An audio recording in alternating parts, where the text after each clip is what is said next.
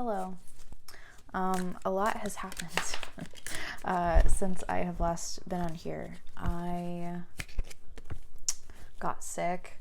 I adopted a new cat. I have generally just been in disarray. I am not actually going to talk about astrology unless it comes up, of course, which sometimes it does. It often does. But not so much about the astrology for the week. I'm just going to channel messages today because I'm feeling inspired. And I have a couple new decks that I'm working with today as well. I'm using the Intuitive Night Goddess Tarot, which it'll be probably flipped because I always flip the mirror image. The Mystic Sisters Oracle. And then I also have the Tea Leaf Oracle out, but that's not new. I also have my trusty little crystal ball here for channeling as well. I'm gonna have to pause this video and let the cat out. But essentially, these messages can apply to anybody who's watching. Please take what resonates and leave the rest, because not everything is going to apply to every single person, but if it's for you, you'll know it's for you. I will be right back. Very quickly, I want to show you new kitty. This is Juno. He is 4 months old, and he is my ghost hunter, and he's being shy right now. Psst, psst, psst. Juno. Junebug. Usually he's crazy. I don't know what's going on. He got camera shy. I think he's a Leo. I know he has a Capricorn moon. I'm pretty sure he's a Leo, but he was born on like the cutoff day for Cancer and Leo. So he could either be like a 29-degree Cancer or like a 1st-degree Leo. Very difficult to tell, but he's very whiny, which I've been attributing to his Cancer Mercury. He's very talkative usually, but I guess he doesn't like the camera. Who knew? Anyway, Spirit, I would like to tap into whatever it is that you need me to tap into. I'd like to open a portal here with my crystal ball, and please illuminate any messages that need to come through today for whoever needs to hear them. Okay, I am immediately seeing a fox. He's been coming up a lot in my visions lately. What's going on with the fox? I'm actually seeing a specific card in this deck, the Oracle of the Seven Energies. I think it's in this deck. And it's like something about ears. Something about ears. That is not very specific, I suppose. Here, let me find the card, and then we'll find it in the thing. Ah, here it is. Ears wide open. This is like the fox that I was seeing. Ears wide open. The number is 33, which is the number that I see everywhere. And I mean everywhere. Let's read from the book and see, because I feel like this was a very specific message that needed to come through. Ears wide open. Deep listening as a gift we give to others, understanding someone else's needs, showing focused attention, tuning in to another, and letting go of the ego's need to be heard. The world is constantly speaking to us and offering clues about what is really going on beneath the surface of things. We all have the capacity to hear beyond the noise that reaches our ears. The challenge is when we feel misunderstood and unheard, when we feel insignificant. It's easy to over-explain ourselves in an attempt to get acknowledged. This is really interesting because more recently I have been learning that sometimes, I guess I always thought that the ego was pride and manifesting in more of a, I don't know, in a hostile way, perhaps. But recently I've kind of discovered that ego can also be these feelings of I'm insignificant, or I don't matter, or looking down on yourself as well. I feel like this is maybe even like our ego gets hurt so easily when other people criticize us, or when we are hearing things that we don't want to hear, when other people are distancing themselves from us, when other people are saying things that make us feel abandoned. And that is what this card is saying, is that instead of listening with the ego, instead of listening with this, you know, well, this means that I'm nothing, this means that I don't matter. Instead, we need to listen with, what do we need to listen with? What do we need to listen with, Spirit? Openness and responding instead of reacting.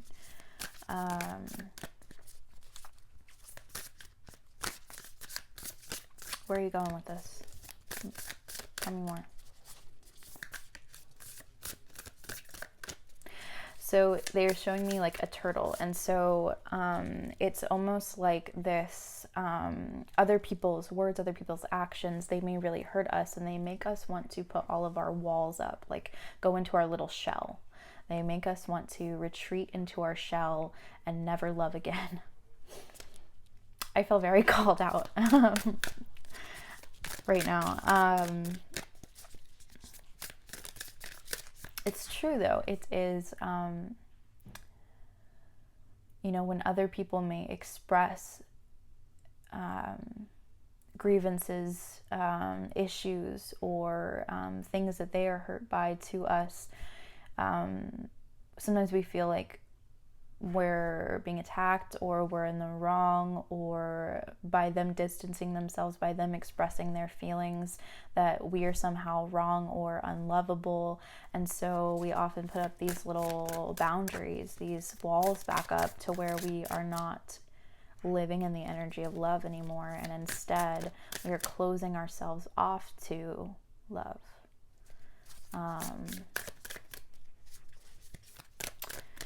And so the message here so far is to come out of the shell. Understand that a lot of these things are not about you, because that is what the ego does. It makes it about you. It makes other people's issues, other people's grievances about you. And it's not about you. It's about how they're feeling and their perception of things. And maybe even other things that are going on in their lives. You know, you don't always know what it is that's going on in their life. Often isolation from others comes from a need to go inward. Everyone needs to have that moment. So it's almost saying, like, don't judge other people for their hermit modes, and don't judge yourself for your own hermit mode. This could also be the flip of, like, maybe other people are judging you for going inward, or choosing yourself over other people. This is something that I was actually talking about on Twitter the other day. I was talking about Saturn and Aquarius, and right now we are in a Saturn and Aquarius transit. Okay, we started the Saturn and Aquarius transit in December of 2020, so we've been in this for about a year now, and we will be in it for, I believe, another year, a little longer perhaps.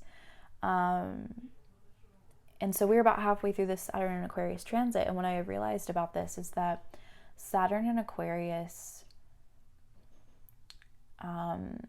there's a couple messages that come through with this. One, to go along with the message that we were already talking about, Saturn and Aquarius, it makes us choose between individuality and community. Our own wants, needs, desires, and feelings, and other people's, whether that is in our communities, in our friendships. Friendships is a big thing with Aquarius. it kind of depends. But this is wherever you have Aquarius in your chart, whether, you know, you have to look at what house it's in, what house cusp it's in. For example, I think I gave this example on Twitter as well. Let's see, Libra risings, for example, they have Aquarius on the 5th house. And so they have to choose between other people's passions, desires, other people's, even their children. 5th house is children as well.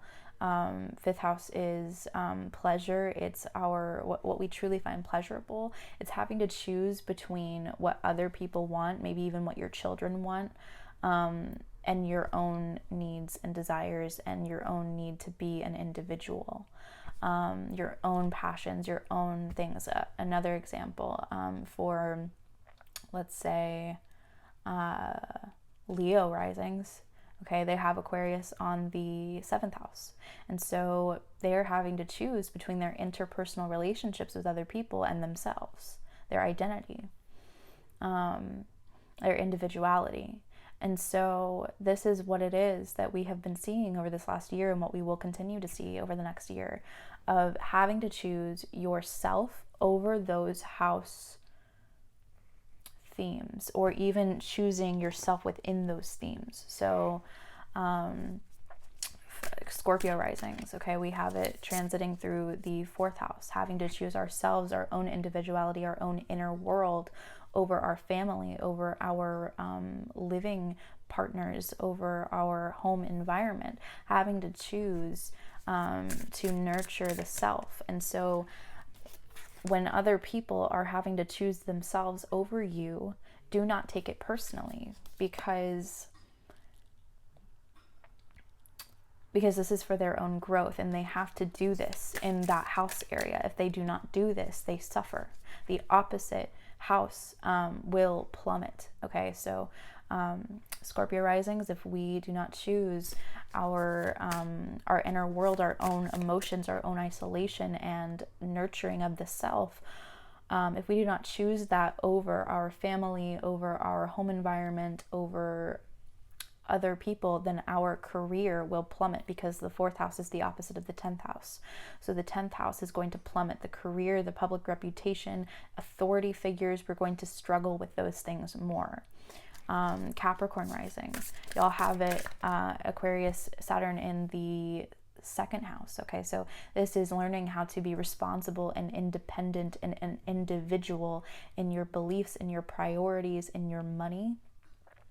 Having to choose to nurture those things and to choose and prioritize yourself over other people is very important. And if you don't do that, then the opposite of the 2nd house is the 8th house. Your shared resources, your shared spaces, the spaces that you share with other people, your intimacy with yourself, it's all going to suffer.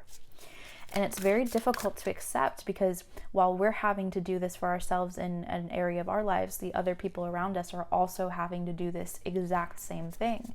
And it can kind of sting a little bit to accept that other people have to isolate themselves from us, just like we have to isolate ourselves in certain areas from others and choose ourselves. Maybe not isolate. Isolate may be a bad word to use, but I want to say choosing ourselves over whoever in that area. It can really hurt to understand that, but it's true. It sucks when other people have to prioritize themselves over us, when we feel like we need them, when we feel like we're entitled to them or their energy. That is the lesson of Saturn, is learning how to grow up a little bit in that area of your life. So please look to where you have Aquarius. If you are confused, please drop your rising sign and I will help you interpret. What else, Spirit? Can we get some cards? I've been shuffling for a while. 9 of Swords. These cards are beautiful. Yeah, it's also this anxiety, perhaps. Maybe, feeling anxious, this is the ego. This is the ego. It is feeling anxious, feeling feeling as though we are not important enough in other people's lives, but needing to understand that it's not about that. It's not about being important in another person's life. It's not about not being enough. That is something that's coming through. Not feeling like you are enough in other people's lives. It is not about that. It's about being able to choose yourself, choosing the individual. 10 of Swords. Endings, painful endings right now. This does not feel like something that is going to happen. This feels like an energy that is already present, because that is what tarot usually is. It is usually showing the energies that are already in the collective. And so a lot of us have gone through some very painful endings. And it may be, maybe we have had to initiate these endings, and maybe other people have had to initiate these endings with us. And through these endings, through this is dead, done, over with, there could be a lot of, with the swords, 2 swords cards here, it could feel like there's a lot of anxiety, there's a lot of worry and fear, because now we feel insecure. Now we feel like, oh, this ended because I'm not enough. This ended because it's my fault. Turning the blame inwards when it's not about you. It's not about the ego. It's not about, you're making it about yourself. Like, and I'm not even blaming, this is me too. This is a message for me as well. And I feel like that is something I needed to hear as well. This is something that my mom was trying to tell me last night, and I just couldn't hear it. And that's also something here with the ears wide open card. We're not wanting to hear this from other people, not wanting to listen to what they are actually saying, but rather listening to what we're hearing through the ego.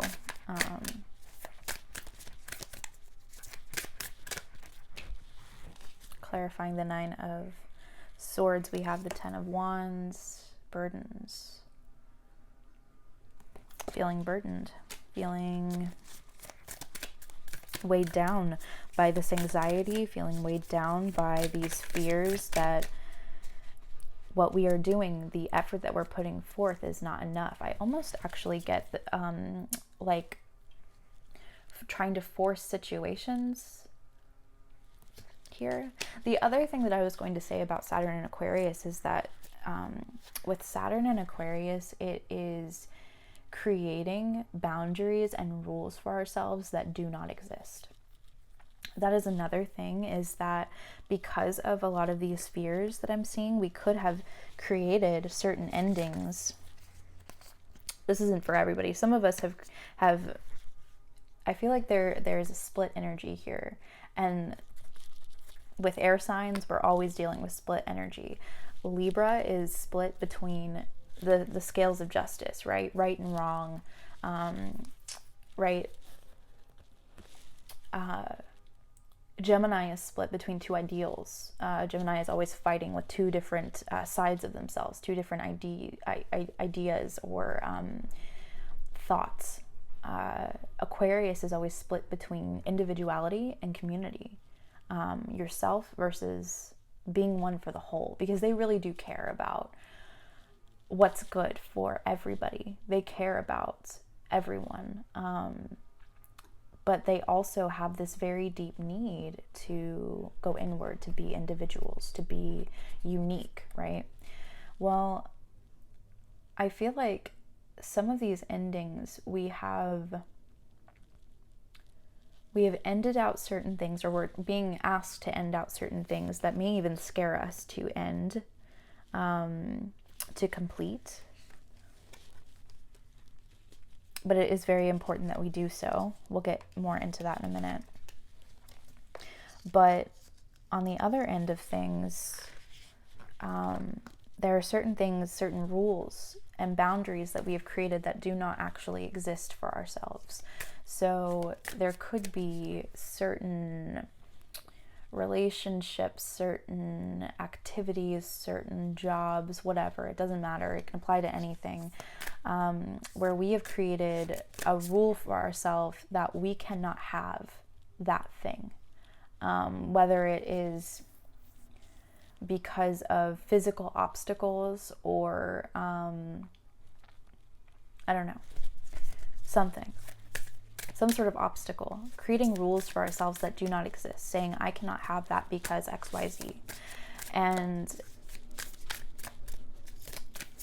Saturn in Aquarius is talking about recreating the boundaries, recreating the rules, realizing that there is no box. There is no box. You are creating the box. If you have rules and boundaries and frustrations, you could be contributing to these things. That is a message coming through for somebody.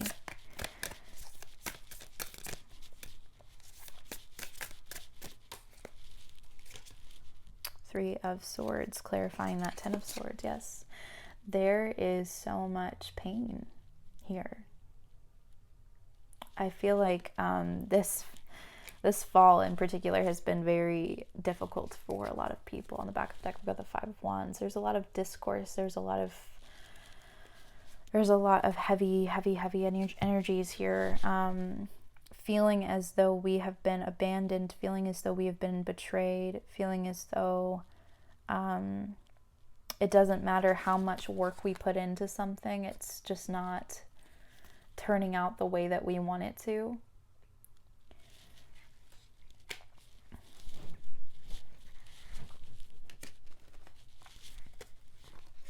What else can you say about this, Spirit?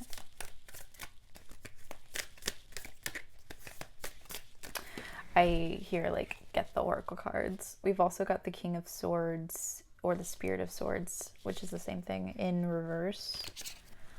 Okay, something that I've been receiving with this card, I actually got this in a download when I was scrying by myself, but if you see, there are two moons here, and they are both waxing moons, waxing or waning moons, I suppose, depending on which way you're looking at it.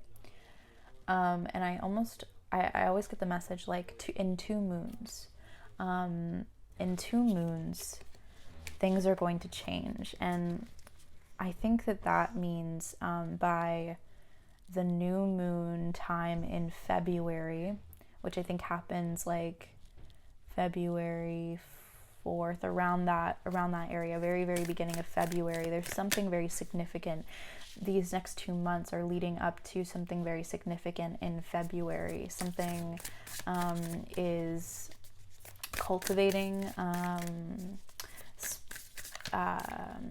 developing in 2 moons. Tell us more about that. Ace of Pentacles in reverse. It's almost questioning. I mean, this really makes me think of Venus going retrograde in Capricorn. That's what's happening over the next 2 months, leading up to this next moon. Is in February. It is Venus is going retrograde. Venus is going into the underworld, and so what that means is that we are having to question what are foundations of our relationships. What are the foundations that our relationships have been built on? Have they been built on mutual benefit? Have they been built on reciprocity? Have they been built on, well, I need you and you need me? Have they been built on love?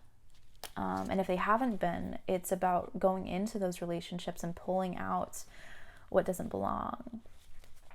And so it is asking you to call into questions, what is the foundation of your relationships? If it is an unhealthy foundation, can you put in the work to make it healthy?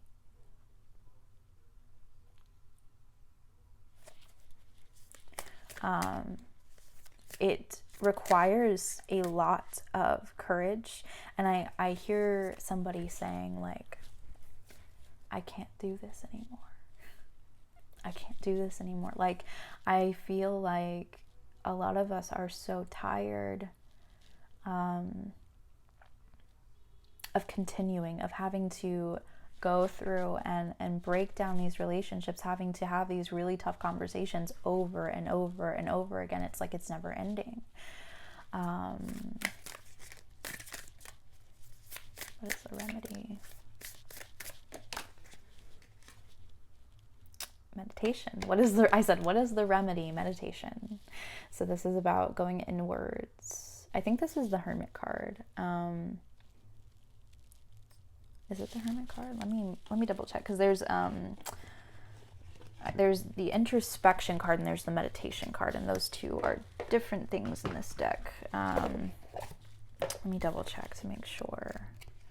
It's got Neptune in it though, so it might be the Hanged Man, actually, which brings an entirely different message.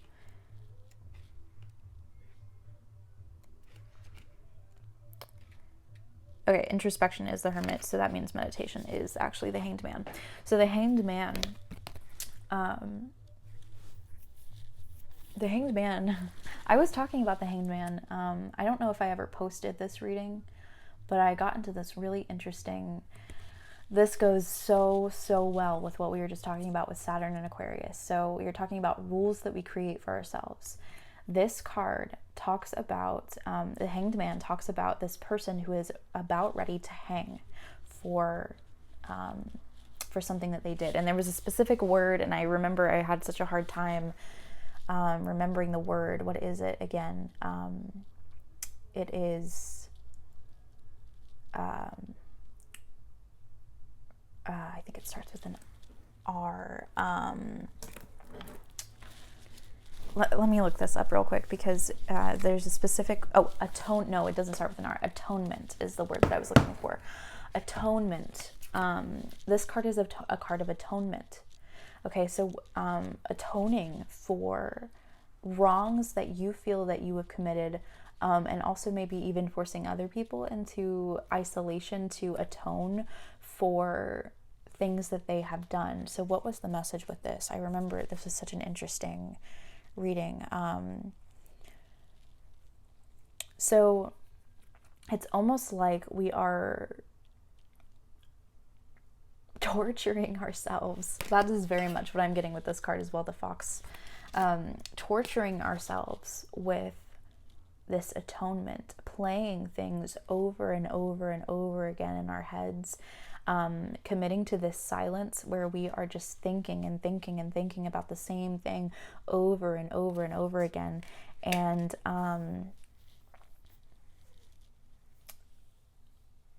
almost, what is the message here?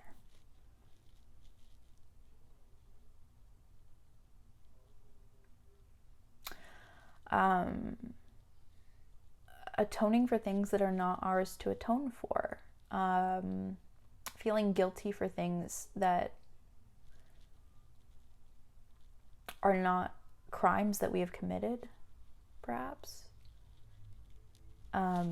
Lots of self-blame and self-doubt here. Let's get one of these cards here.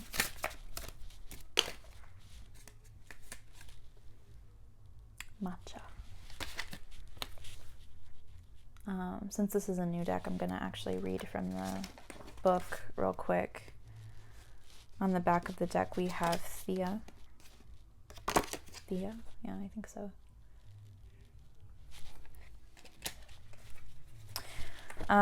So, where's my little guidebook? I know matcha is about, like, protection, I want to say. Yeah, protection, defender of the home. Matcha is an Irish war goddess who is strongly linked to her land. She is one of the 3 sister goddesses who could take form of crows or ravens. She would fly over battlefields, taking the souls of the deceased off to the other world in her black wings. battle drums may be beating when you draw this card. You may feel something or someone valuable to you is under threat, and you are compelled to defend and offer protection. This card deals mainly with securing your family and your home, but it is also about personal psychic space. Take care to be measured in your response and not overly reactionary. Set your boundaries firmly around what is rightfully yours. So this is exactly what we've been talking about with Saturn and Aquarius. This is about setting boundaries, protecting what is yours, so that you are not sacrificing yourself on a battlefield, so that you are not atoning for things that are not your fault, so that you are not internalizing other people's issues as yours, and also making sure that you are also not making somebody else atone for things like that. This is about, it literally said going into the underworld, just like how Venus goes retrograde. We always talk about how it goes into the underworld, okay? This is like when Persephone goes into the underworld, okay? Having to revisit this shadow side, having to protect what is ours.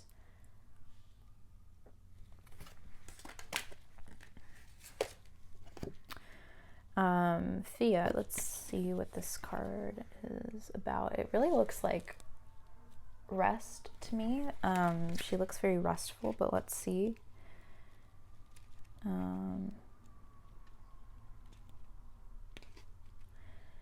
Illumination, psychic visions. She is the goddess of sight and heavenly light. Your intuitive insight is attempting to contact your conscious attention. Put to use your tools that will best enable you to interpret these symbols. Meditate and reflect. Meditation, right? Meditate and reflect. Try to recall your dreams by journaling. Some quiet solitude is in order. Thea is a goddess of the blue sky, and with her gift of crystal clear vision, she reminds you of your intuitive gifts and how they must be attended to. This is once again talking about this sense of isolation, this aloneness that needs to happen here. There have been a lot of endings, very painful endings. I see a lot of hurt, a lot of pain, a lot of destruction, dismantling, endings, feeling, and I feel like even though it has ended physically, even though we have gone through these physical endings, we are still feeling these things emotionally, or perhaps some of you are still participating in things that need to end. And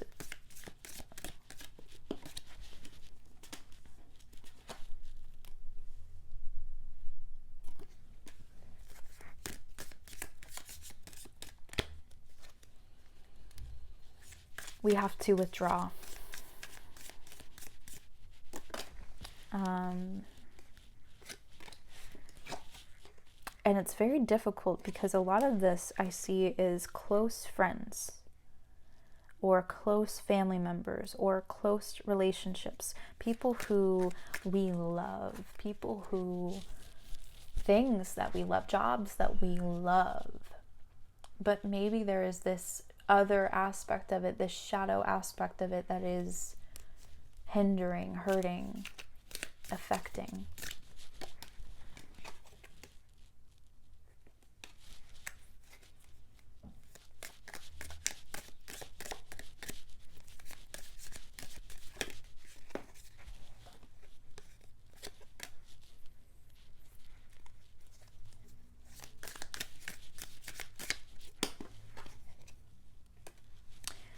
Yes, needing to play new roles.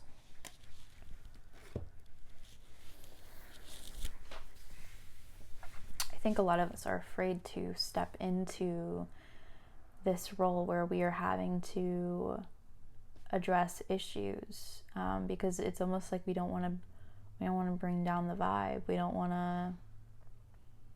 to hurt other people. But keeping the peace in our daily lives does not do any good, because it still keeps this turmoil that we have within us. And so this is a conversation I have with my mom. We often keep the peace thinking that we are helping the situation. But actually, what happens instead is other people use us and take from us for their own selfish needs. However, if we were to set those boundaries, then we are then giving to ourselves. Because, yeah, keeping the peace doesn't actually keep the peace. It just creates more turmoil within. Are there any other messages from the scrying ball? Do we have any other messages here? I'm seeing the, what is that called? The Northern Lights. What's up with that? And it's over like a mountain, and it makes me think of like Alaska. And it makes me think of like how, isn't it like dark there like most of the year? I don't know much about Alaska, but I know that it's like dark and cold there for most of the year. I think it's almost signifying this time where, like this, we've talked a lot about the underworld, we've talked a lot about darkness. We are in this period right now. But it's almost saying like, don't lose hope, because it's like, here are the lights, even in the dark. You couldn't have the Northern Lights without the dark.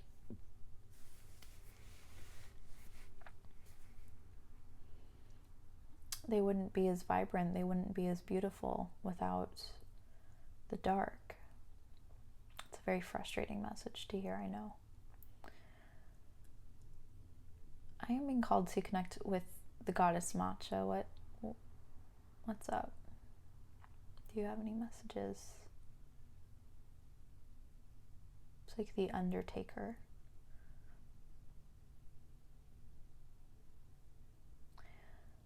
I'm channeling the song from Mulan where it's like, we are meeting, or it's scarier than the Undertaker, we are meeting our matchmaker.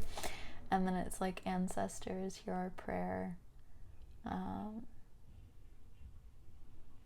It's like, the whole song is like, help me not to be a fool. Help me present well to other people. When that is not, like, that's the whole thing, right? In the Mulan movie, right? Disney movie, right? She is pretending to be something that she is not. She's putting on a face, because that is what looks desirable to other people. It is what pleases other people, but it does not matter how hard she tries. When she goes in and tries to be this fake version of who she is, she goes into this matchmaker and she makes a fucking fool of herself, because she's not actually meant to be there. And the entire time she feels like she is bringing dishonor to her family and bringing dishonor to the other people around her. But really, through this experience, through these failures, she realizes her true purpose, which is not to be that, but rather to aid and help in this army. It's interesting because this Matcha card talks about the war, right? She is often found in the war.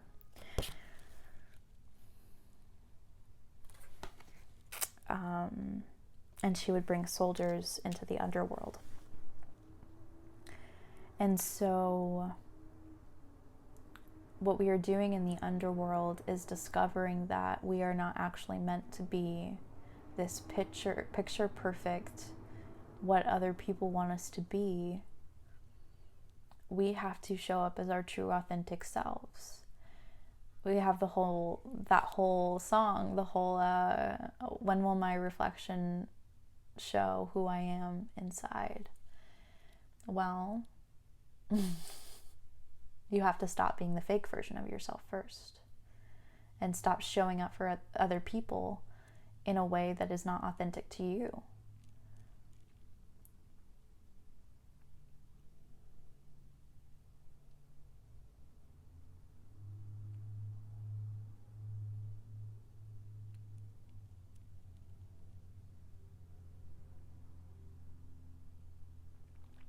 They're saying,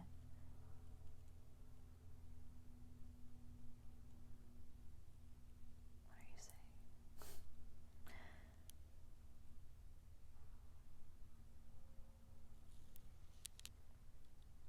I see a boat. I see like a sailboat, which also makes me think of like the Undertaker to an extent, because usually I think they're like kind of depicted on a boat. They you pay with like I'm thinking like Percy Jackson, like the Percy Jackson movie where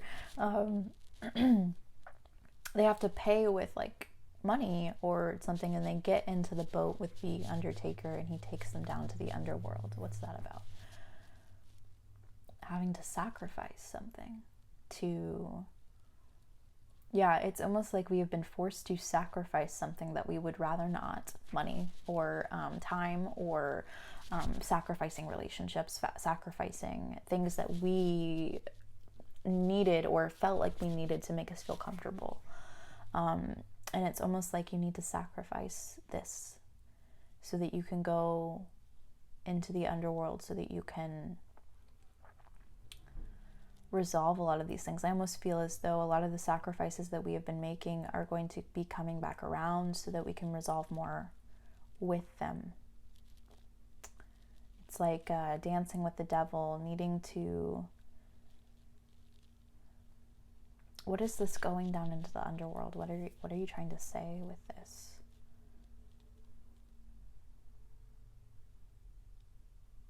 Okay, and they're showing me a raccoon. And the fox gives a very similar energy to a raccoon in the sense that they're deceptive. There is deception. It's almost as though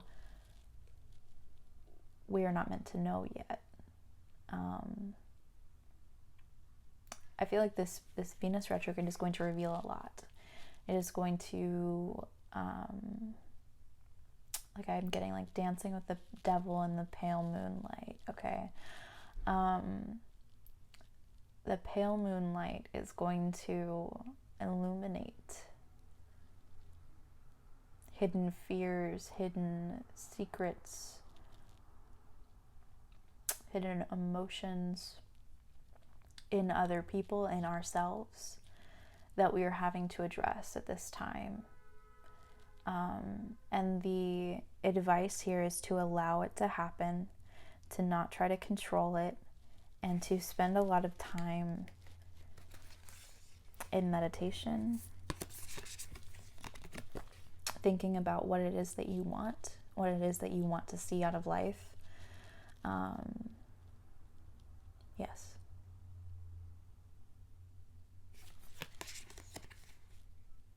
Let me know if that resonated. I hope that it did. I hope that it helped in any capacity. Thank you so much for those of you who are watching. I will see you whenever I have the energy and inspiration.